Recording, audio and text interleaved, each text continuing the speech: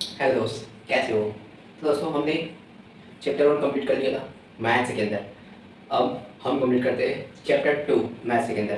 देखो, ये जितने भी क्वेश्चन करा रहा हूँ एकदम मोस्ट टाइम पे क्वेश्चन है। अगर आप इतना जितना भी क्वेश्चन है उसको आप करके चल जाते हो तो मैं श्योर बोल सकता हूँ कि आपको सबसे ज़्यादा मार्क्स लाने से मैथ्स में कोई नहीं रोक सकता। प्लीज़, ज़्यादा नहीं, केवल 10 मिनट का अच्छे से देखो, हर चीज़ क्लियर समझ आ जाएगा। अगर एक बार में नहीं आ रहा है दोबारा देखो, अगर और नहीं आ रहा है कमेंट करो, मैं तुरंत आंसर बताऊंगा उसका। ठीक है, चलो लेट्स स्टार्ट। हमारे पास एक क्वेश्चन दिया गया है। ठीक है, अध्याय 2 है, दो चरों का रैखिक समीकरण। इससे पहले वाला जो चैप्टर था वो कंप्लीट मैं डाल चुका हूँ, आप देख सकते हो। एक एक क्वेश्चन है, एकदम इंपॉर्टेंट क्वेश्चन। ठीक है, अगर उतना को आप बना लेते हो, है ना, जितना क्वेश्चन उसको आप बना लेते हो तो समझ लो आपको बाकी सब क्वेश्चन बन जाएंगे। ठीक है, तो मैं स्टार्ट करता हूँ। चैप्टर 2 दिए गए, नीचे दिए गए त्रिभुज के प्रत्येक अंतःकोण की मान ज्ञात कीजिए। तो एक त्रिभुज है, इसके अंतःकोण, है ना, अंदर अंतःकोण मतलब अंदर की कोण कि हमें क्या करना है, माप ज्ञात करना है ये अंदर की कोण का। ठीक है, जिसमें कोण ए दिया गया है। तो सबसे पहले क्वेश्चन जब भी बनाएंगे तो इसमें लिखेंगे दिया गया है, क्या दिया गया है, कोण ए दिया गया है, कोण बी दिया गया है x डिग्री प्लस 40 डिग्री, कोण सी दिया गया है, कोण सी दिया गया है x डिग्री प्लस 20 डिग्री। और हमें क्या करना है, कोण ए बराबर x है। ठीक है, जिसे हमें फाइंड करना है। ठीक, मतलब ज्ञात तो तीनों करना है बट यहाँ x दिया है। ठीक है, मतलब यहाँ चर के साथ कांस्टेंट भी दिया गया है, अचर भी दिया गया है। ठीक है, चर वो होता है जिसका मान चेंज होते रहता है, जैसे एक्स वाई जेड, इसमें हम कोई भी मान रखेंगे तो उसका मान चेंज हो जाएगा। बट अचर वो होता है जिसका मान चेंज नहीं होता। जैसे 40 है, 40 में कोई रख सकते हैं या कोई नंबर नहीं रख सकते। ठीक है, 20 में रख सकते नहीं। ठीक है, तो हमें नीचे दी गई त्रिभुज के प्रत्येक अंतःकोण की माप ज्ञात करना है। तो 1 2 3 है, तीनों की अंदर की कोण का माप ज्ञात करने की कितना है। तो हमें पता होना चाहिए कि त्रिभुज के अंतःकोणों की जो माप है टोटल वो कितना होता है, 180 अंश होता है। ठीक है, तो हम यहाँ पर लिखते हैं, अतः हम जानते हैं कि त्रिभुज के तीनों कोणों का नहीं, त्रिभुज के तीनों अंतःकोणों का योग क्या होता है, 180 अंश होता है। ठीक है, तो हम जानते हैं, करके लिख सकते हैं, चूंकि हम जानते हैं कि त्रिभुज के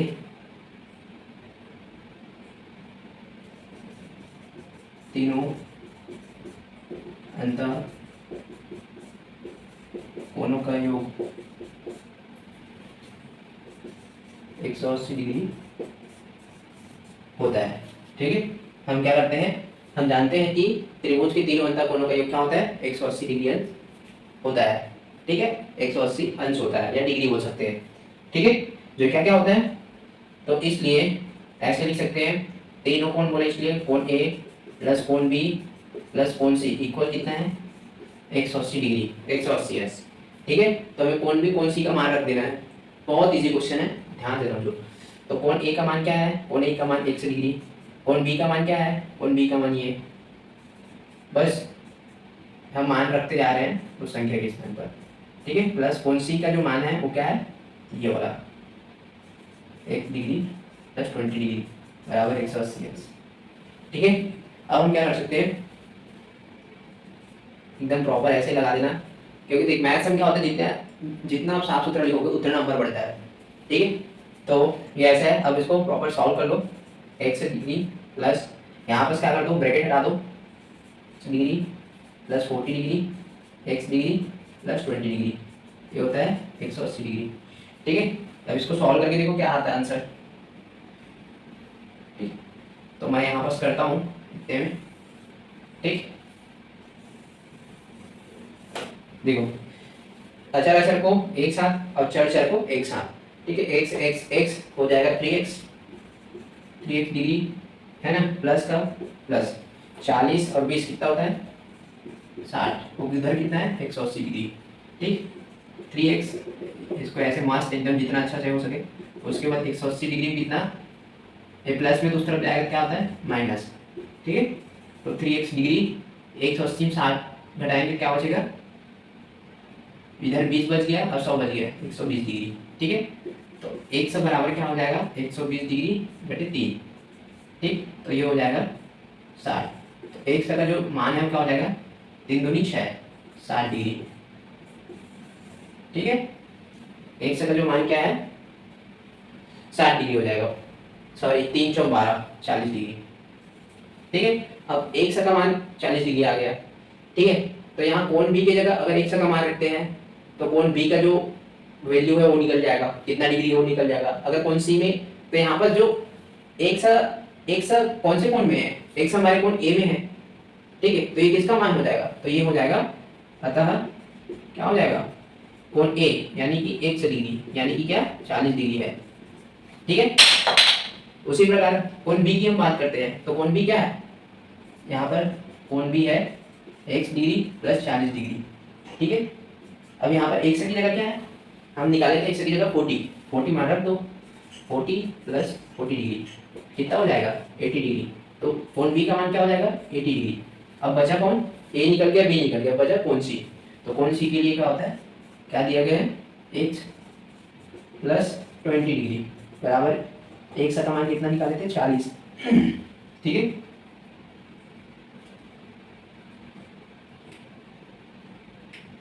उसी प्रकार ये हो जाएगा 20 डिग्री, तो टोटल क्या होता है 60 डिग्री। ठीक है, तो तीनों कोणों का जो परिमाप अंतर कोण चाहिए, मतलब अंदर की जो कोण की माप था वो सब निकल गया। कोण ए का जो निकला 40 डिग्री है ना, अतः कोण ए बराबर इतना, कोण बी बराबर 80 डिग्री और कोण सी बराबर 60 डिग्री। ठीक है, ये बहुत इंपॉर्टेंट क्वेश्चन है, हर साल आता है। ठीक है, 4 नंबर में जरूर दे सकते हैं, ऐसे क्वेश्चन को और बड़ा करके दे सकता है जो कि आगे मैं उसको कराऊंगा। ठीक है, तो आप वीडियो को स्किप करके नोट डाउन कर लीजिए। ठीक है, अब चलो और आगे क्वेश्चन की तरफ मूव करते हैं।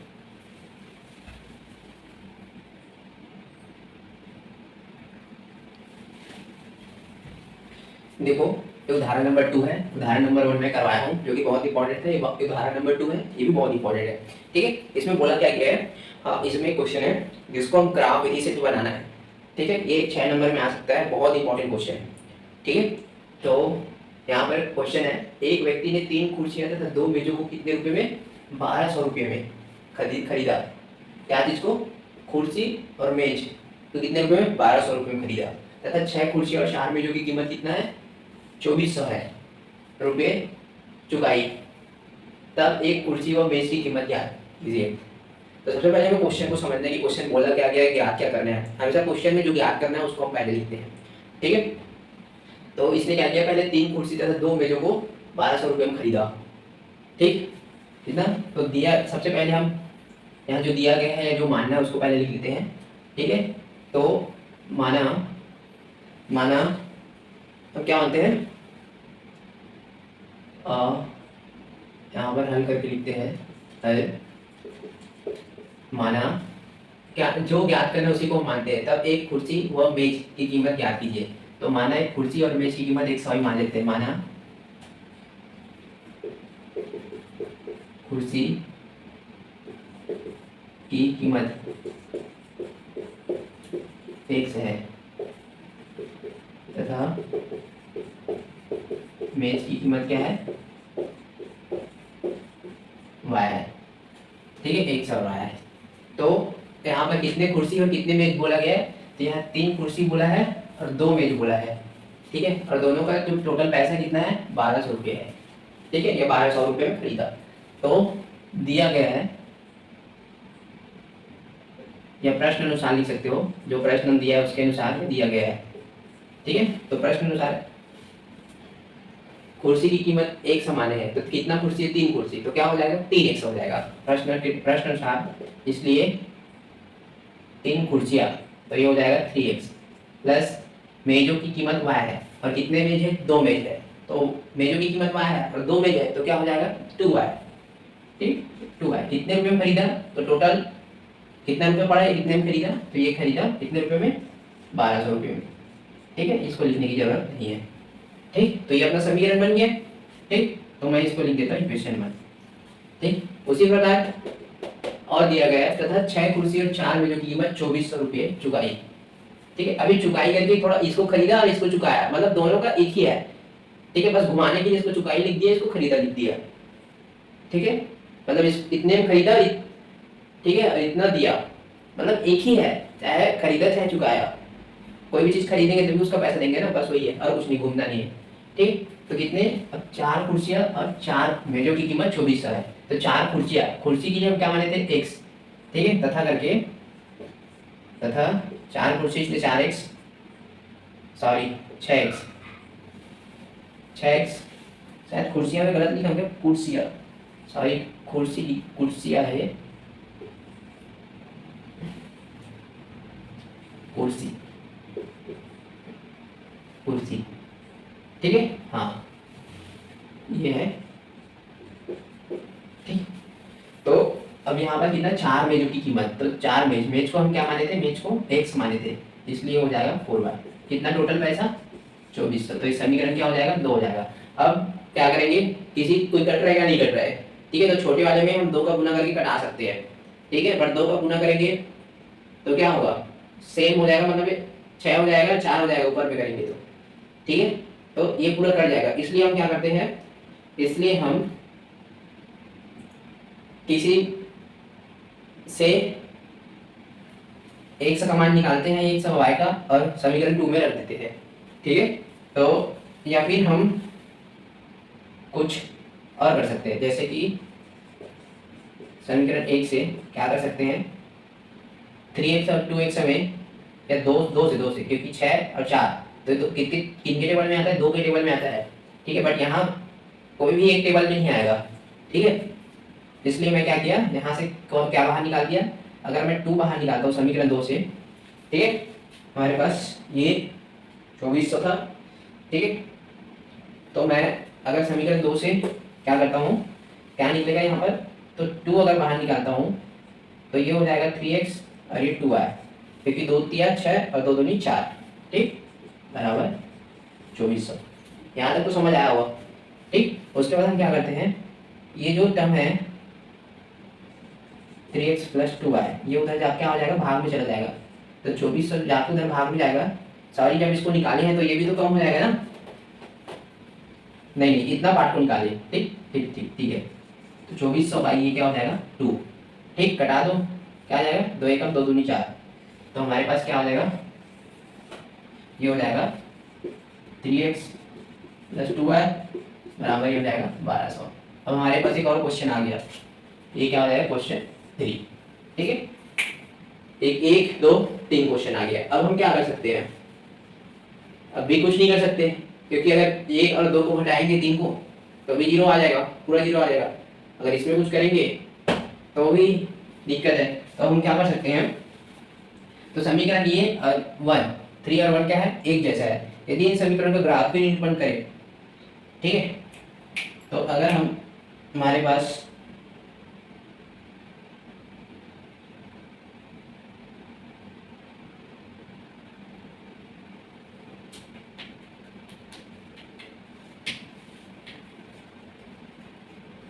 तो इसको हम ग्राफ द्वारा अगर दर्शाते हैं तब क्या आएगा, देख ऐसे तो समीकरण एक जैसे आ रहा है, इसको बनाना इम्पॉसिबल है, बहुत किसी किया हुआ। अगर हम इसको यहाँ से निकाल देते हैं 3x है तो ये 1200 - 2y होता है, ठीक है, यानी कि 1 से बराबर ये होता है 1200 - 2y/3। अब ये जो एक शर्त मान है उसको किसी समीकरण में रखते हैं, ठीक है, तो कौन से समीकरण में रखते हैं, चल अगर मैं समीकरण 1 ही में रख देता हूँ, ठीक है, तब क्या आता, अगर मैं 3 1 की जगह इतना रख देता हूँ 1200 - 2y/3, ठीक है, + 2y बराबर कितना 1200, ठीक है, समीकरण 1 में, तो ये हो जाएगा 3 और 3 यहाँ गुना में है, ठीक, तो ये ऐसे कर सकता है, ठीक है, तो ये हो जाएगा 1200 - 2y + 2y बराबर 1200, तो यहाँ से यहाँ, यहाँ से यहाँ, ठीक है, अल्टीमेट ये भी 0 हो गया, ये भी 0 हो गया, ठीक है, तो इस कंडीशन में हम x की मान रखेंगे, ठीक है,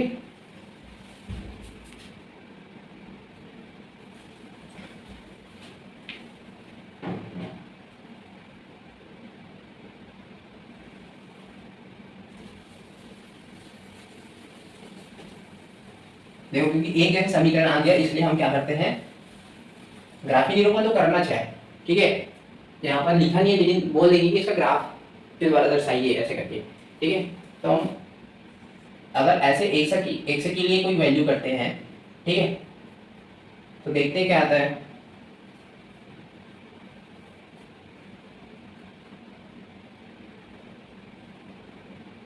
अभी तो हम एक से के लिए निकाले, है ना, यहाँ से एक से के लिए निकाले, बट वाई के लिए अगर हम निकालते हैं यहाँ से 2y 1200 माइनस 3x कर देते, ठीक है, उसके बाद y बराबर 1200 माइनस 3x बाई 2, ठीक है। पहले हम 3x को बाहर निकाले, 2y को उस तरफ ले गए, ठीक है, फिर x का x 3 को भाग में ले गए, ठीक है, क्योंकि अब हमें x और y का मान चाहिए इसलिए ये, ठीक है। और फिर समीकरण 3 से यहाँ से अब y के लिए निकाला, तो y के लिए क्या हो गया ऐसे, ठीक। अब कोई भी मान रख के देखो क्या आता है, और बहुत बड़ी संख्या है इसलिए थोड़ा बड़ी संख्या लेके देखो, क्योंकि छोटी रखोगे तो यहाँ तक हम नहीं पहुँच पाएंगे, ठीक। तो अगर मैं हमें कितना 600 तक चाहिए, ठीक है, तब हम क्या कर सकते हैं, यहाँ पर मान रख सकते हैं। क्या मान रखेंगे, देखो अगर मैं x की वैल्यू क्या लेता हूँ, देख हमारे पास ये ग्राफ ऐसे एक टेबल बना लेता हूँ, x का या y का, ठीक, ऐसे टेबल बना लेना, कम से कम 4 तक, 1 2 3 4, ठीक। इस साइड तो हो गया होगा, ठीक है, मैं रब कर रहा हूँ, यहाँ बता रहा हूँ।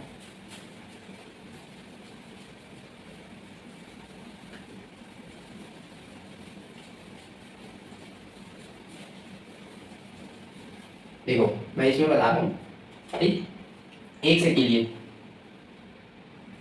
के लिए y बराबर कितना रखना है, अभी 1200 है, तो ऐसा मत बताना 2 4 6, क्योंकि 12 हम 2 4 6 घटाऊंगा तो कितना बड़ा वैल्यू हो जाएगा, इसलिए थोड़ा बड़ा वैल्यू बताओ कि घटाऊं तो स्पेसिफिक आया और घटा भी सके, ठीक है। तो अगर मैं यहाँ पर 100 लेता हूँ तो ये 200 हो जाएगा, तो 1000 बचेगा, तो घटाते भी बनेगा ऐसे टाइप, ठीक है। अगर y की वैल्यू मैं अगर लेता हूँ 100 लेता हूँ, ठीक है, अगर 200 लेता हूँ,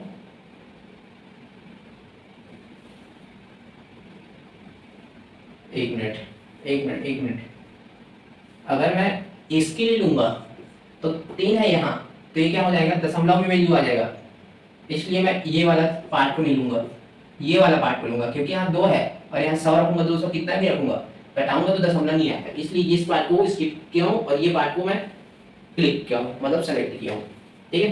तो यहाँ y बराबर 100 है, तो यहाँ y ऑलरेडी बाहर दिया गया है, तो 1 से बराबर लेते हैं, ठीक है। तो यहाँ y के लिए 1 से बराबर क्या है, 1 से बराबर 100 है, ठीक है, इसलिए y 1200 माइनस 300 और ये हो जाएगा 2, तो 12 और ये 3, 12 में 300 घटाएगा क्या आएगा 900 और ये क्या हो जाएगा 200, ठीक है। तो ऐसे दशमलव आ जाएगा, तो मैं क्या किया हूँ, यहाँ पर ले लिया 200, दशमलव नहीं चाहिए हमें, अब दशमलव से भी बना सकते हो, कोई दिक्कत नहीं, बट दशमलव नहीं चाहिए, इसलिए मैं वैल्यू चेंज कर दिया हूँ, ठीक है। तो यहाँ मैं 200 ले लेता हूँ, तो 3 दूनी 6, तो 12 और 6 600, अब कितना बचा, तो y की जो वैल्यू है क्या होता है, 2 दिया 6 300, ठीक है। तो अगर 100 का मान मैं 200 रखा तो y की वैल्यू क्या है 300, 100 का मान मैं 200 रखा तो y की वैल्यू क्या है 300, ठीक है। उसी प्रकार 100 का मान अगर मैं 300 रखता हूँ, 3 3 9 9 12 क्या 9 घटेगा, तो हमेशा 200 400 600 800 जो सम है वो वैल्यू लेना, विषम नहीं लेना है, क्योंकि विषम ले रहे हैं तो दशमलव आ रहा है, जिससे ग्राफ बनाने में दिक्कत हो सकता है, ठीक है। इसलिए जितना ये चीज़ हो सके वो वैल्यू लेना और x और y का मान रखना है। आप कुछ भी ले सकते हैं, ऐसा नहीं है कि जो बुक में दिया है वैसे, अभी तो मैं जो बुक में दिया हूँ उसके अकॉर्डिंग बना रहा हूँ, ठीक है। तो ये हो गया।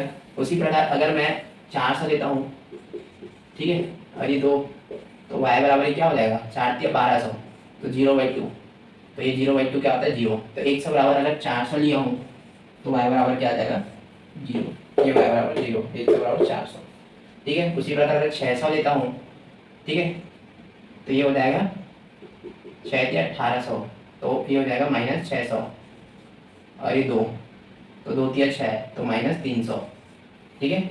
तो 100 बराबर 600, देख ये होता है -300, ठीक है। उसी प्रकार 800 लेता हूँ, तो 3 अट्ठे या 8 या 24, तो 12 में 24 घटाया तो 1200, ठीक है, और 2 बराबर 600। तो अगर मैं 800 करता हूँ, ये होता है 600, और इसमें माइनस में, ठीक है। तो ऐसे करते जाना है। अगर लाइन वर्सली 200 है तो 400, तो 400 600, ऐसे सीक्वेंस में बढ़ते जाता है, जोड़ने घटाने की कोई जरूरत नहीं है। उसी प्रकार ये, ठीक है। अब ग्राफ बना लेते हैं, एकदम इजी सा ग्राफ बनेगा, बस ध्यान से देखना, ठीक है। 4 डायरेक्शन होता है, एक्स है ना, सॉरी वाई माइनस एक्स और एक्स, ये ओरिजिन, ठीक। हमारे पास एक्स की वैल्यू क्या है, 200 400 600 800, तो एक्स की वैल्यू क्या है, 200 400 600, थोड़ा बड़ा कर देता हूँ, और ये 800, ठीक है। और वाई की वैल्यू क्या है, वाई की वैल्यू 300, 0 -360, तो 0 का 0 मतलब ओरिजिन सीधा 300 से स्टार्ट हुआ है, 300, उसके बाद और प्लस में कोई नहीं है, माइनस में है, तो ये पॉजिटिव होता है, ये नेगेटिव है, तो नीचे की तरफ आएगा सीधा यहाँ -300 और वो -600, ठीक। तो अब क्या करो, मिला दो, बन गया ग्राफ, ठीक। तो यहाँ पर मिला देना है 200 300, उसके बाद 400 0,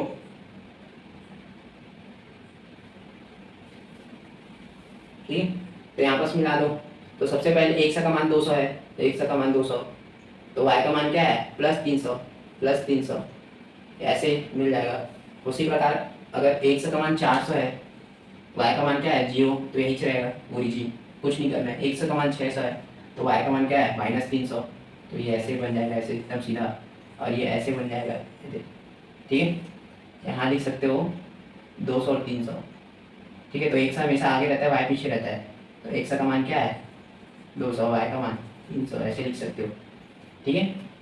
यहाँ लिख सकते हो ओरिजिन है 400 0 0 400 और ये 0, क्योंकि वाई का मान पीछे रहता है, ठीक। उसी प्रकार इसमें लिख सकते हो, इसमें क्या लिख सकते हो, यहाँ लिख सकते हो -300 और ये 600, ठीक है, और यहाँ पर 600 -300, ठीक। उसी प्रकार 800, एक्स का मान क्या है 800 और वाई का मान -600, तो ये ऐसे यहाँ है, ठीक। तो ये ग्राफ भी बन गया, देख कितना इजी था और आसान था, बस ऐसे मिला देना और कुछ नहीं करना है, ठीक है। तो ग्राफ निरूपण भी हो गया। अगर आप ये बना लेते हो तो आपको 6 या 8 मार्क्स जरूर मिलेगा, ठीक है।